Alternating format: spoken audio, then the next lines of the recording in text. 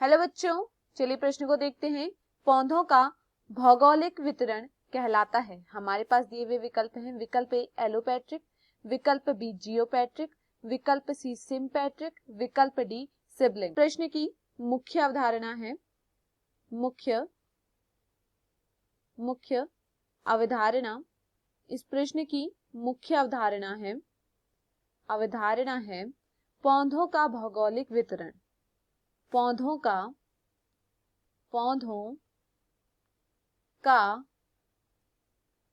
भौगोलिक वितरण।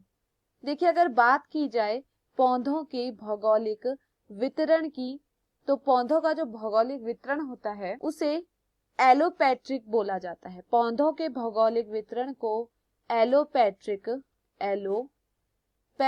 बोला जाता है। अब देखिए, अगर बात की जाए एलोपैट्रिक के विषय में, तो एलोपैट्रिक क्या होता है? एक जनसंख्या के आधार पर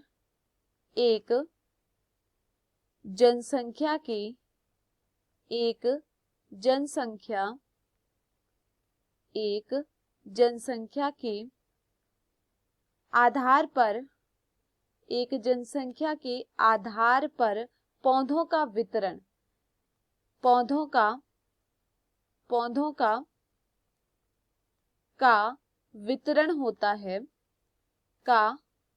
वितरण होता है।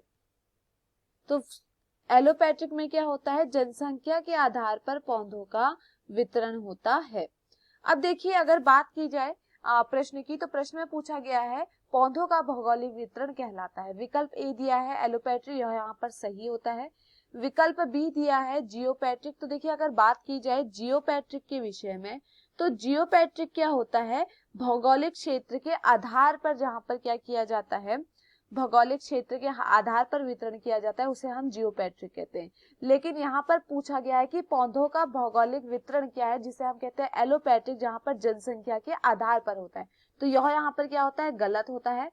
विकल्प बी दिया है सिम्पैट्रिक। तो सिम्पैट्रिक क्या होता है? दो या दो से अधिक संख्या के बीच जब क्या हो, वितरण हो, तो उसे हम क्या कहते हैं? सिम्पैट्रिक कहते हैं। तो यह भी क्या होता है? गलत होता है।